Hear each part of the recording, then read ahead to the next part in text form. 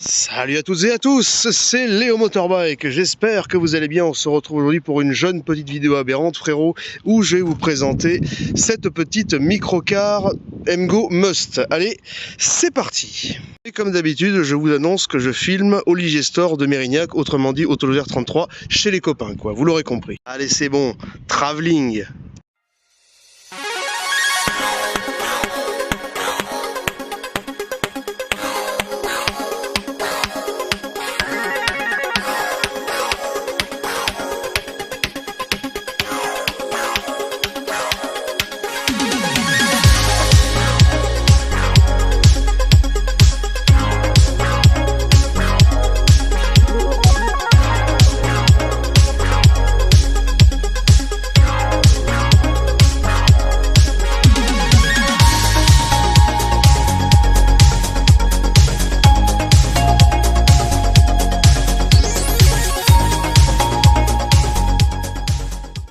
Donc les amis, on se retrouve premièrement sur un petit tour esthétique de la voiture.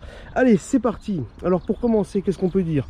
On est sur une face avant qui est rigoureusement simple, hein. Nous avons les deux petits feux ici, style Citroën, avec des encadrements de phare ici qui viennent jusque de l'autre côté, tout simplement, pour faire un petit renfoncement un petit peu sympathique. Voilà, le fameux logo microcar qui a été légèrement agrandi comparé aux anciennes versions, si je ne m'abuse. Ici, on a les deux petites grilles qui servent à supporter l'anti-brouillard et les feux de jour. Cette version, c'est une version Must, du coup elle n'est pas équipée d'anti-brouillard, mais sachez que c'est possible. La fameuse petite grille à l'avant qui permet de refroidir le radiateur tout simplement, le support de plaque d'immatriculation et enfin la petite lame avant qui sert également ici de carter d'huile, de protège carter plutôt. Alors ici c'est une version factice, alors je pense que ça peut encaisser pardon, quelques chocs. C'est plutôt rigide, mais voilà, c'est pas fait pour ça, quoi. Sur le côté de la voiture, on retrouve ici quelques petits panels GAP, le panel GAP du capot.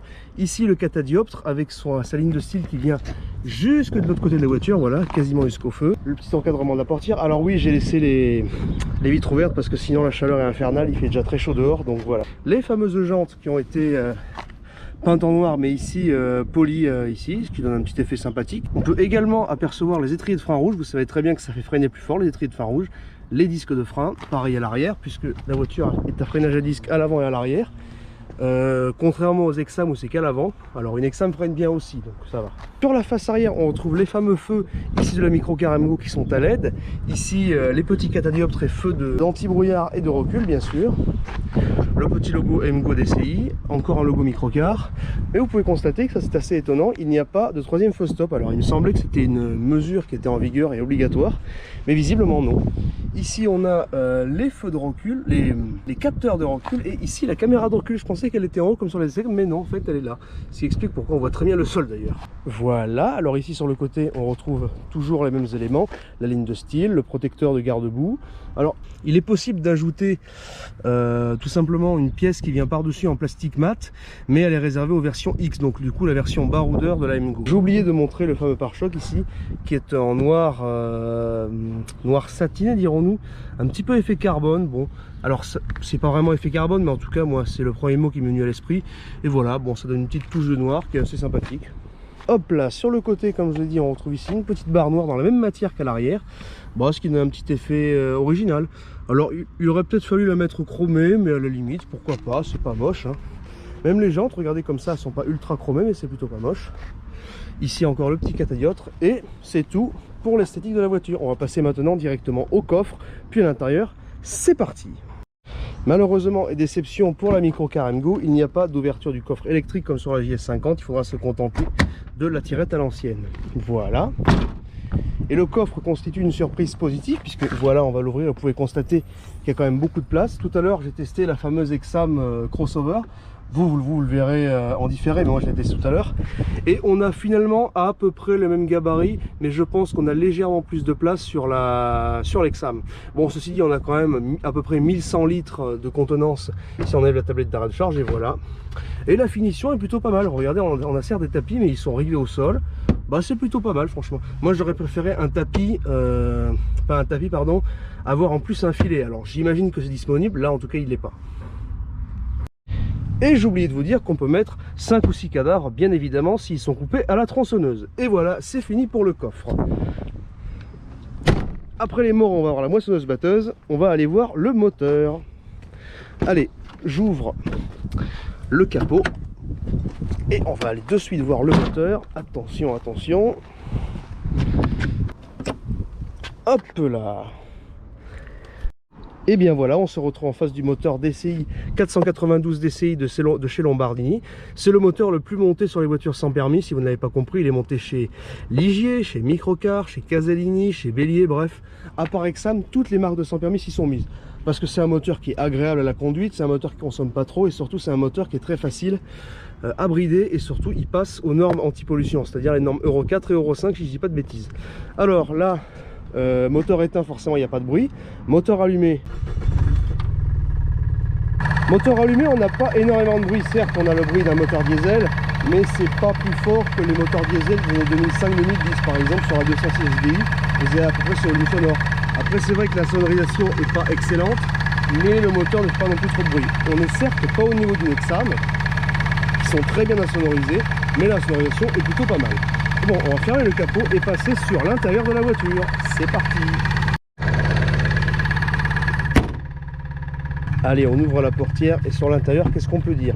C'est un intérieur qui est, ma foi, plutôt bien réalisé. Les ajustements sont parfaits, mais c'est un intérieur qui est quand même un peu austère. Voilà, on a des sièges, alors on a quelques petites notes de couleur ici, avec un tissu, dirons-nous, aéré. C'est exactement le même tissu qu'on retrouve à l'arrière des sacs à dos pour pas transpirer. Je crois que c'est ça, hein. Alors du coup, ici, on a la planche centrale, bon, qui est toujours un petit peu, voilà, un petit peu simplette, avec les vitres électriques qui sont toujours au fond, qui sont fonctionnées bien entendu, mais voilà, c'est toujours un peu chiant. Le porte-gobelet, ou plutôt, pardon, le support pour le cendrier, bon, c'est un petit peu bas, dirons-nous. La fameuse tablette pionnière du véhicule, alors à savoir que le véhicule est disponible avec la tablette CarPlay, mais là c'est la tablette d'origine qui sera fournie avec la voiture. Des petits aérateurs qui sont certes fonctionnels, mais qui manquent un peu de joie, de beauté. Bon, ils sont un petit peu simplés, avoir un petit truc chromé, ça aurait pas été méchant. Mais je crois, sans dire de bêtises, que c'est disponible sur la JS50. Sur la place conducteur, qu'est-ce qu'on peut remarquer? On peut déjà remarquer le fameux nouveau volant. Enfin, vous commencez à le connaître, ça fait déjà plusieurs voitures qui l'ont. Il est très agréable à la manipulation, pardon. Certains le trouvent moche. Moi, c'est vrai que sur cette version microcar, il est un peu moins beau que sur la version Ligier. Bon, après, c'est la version Ligier qui est critiquée. Moi, personnellement, j'aime bien. C'est un volant qui me fait un peu penser à celui des Fiat Tipo, notamment. On a ici les deux petits compteurs, ça c'est joli ça, il y a un petit insert gris qui est pas moche du tout.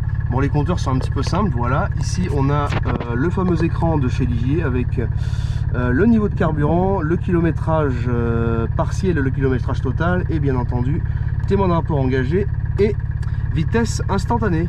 Eh bien je crois, chers amis, qu'il est temps de passer à l'essai conduite. Allez, c'est parti.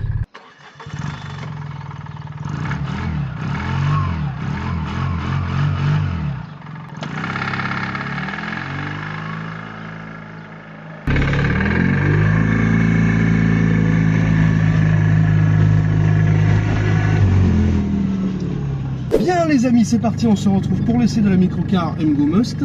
Alors on va essayer de partir tranquillement. Putain, il roulait vite. On va essayer de partir tranquillement. Voilà, alors en accélération, qu'est-ce que ça donne? C'est une accélération qui est suffisante pour suivre le trafic. Là on est déjà à 40. Alors on va prendre un chemin qui est un peu différent d'habitude, voilà, parce qu'il y a des bouchons et c'est pas possible. Voilà, alors excusez-moi si ça tremble un peu sur ma jeune face, puisque tout simplement j'utilise une ventouse qui tremble un petit peu. Il va falloir que j'améliore ça au cours des prochains tests. Voilà, en tout cas la voiture reprend suffisamment bien. On va faire le tour de quelques ronds-points, puis tout simplement on va repartir sur la concession. Seul petit ombre au tableau, la voiture est bridée, du coup ça plafonne à 50 km/h. Moi je dis que c'est chiant, certains utilisateurs disent que c'est dangereux, donc je peux comprendre que ce soit non seulement frustrant et dangereux effectivement, puisque les autres voitures ne sont pas préparées à notre vitesse réduite. Donc voilà. Là je constate qu'il n'y a personne derrière, donc on va tester un petit essai de freinage. Attention, c'est parti. Oh voilà. Voilà, et là par contre ça a glissé un petit peu là. Là niveau freinage, ouais, niveau freinage là c'est. Alors c'est puissant comme je vous disais sur la JS50, mais en tout cas la voiture est complètement partie de travers. Ça c'est à cause du fait qu'il y a trop de poids sur l'avant. Il n'y a pas assez de poids sur l'air, puisque on a un gros moteur diesel à l'avant et on n'a quasiment pas de poids sur l'arrière. Donc il faudrait régler ce problème. Voilà, toujours dans la circulation.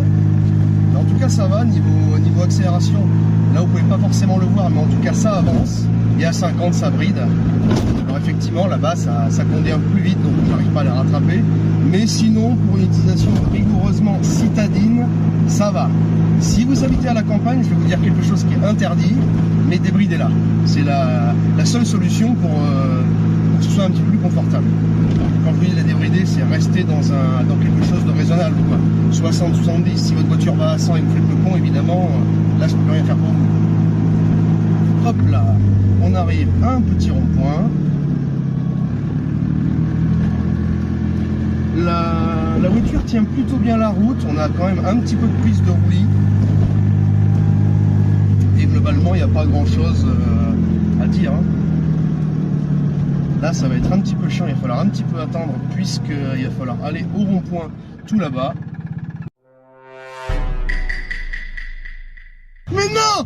Mais t'arrêtes pas là! Bien les amis, c'est après au moins 10 minutes d'embouteillage sur ce rond-point qu'on se retrouve. On va faire une dernière petite accélération. Voilà, ah putain, ça fait du bien quand même. Hein. Et voilà, et enfin on rentre à la concession et on va enfin pouvoir faire une petite conclusion sur la conduite du véhicule. Allez, dernière petite accélération comme d'hab pour le plaisir.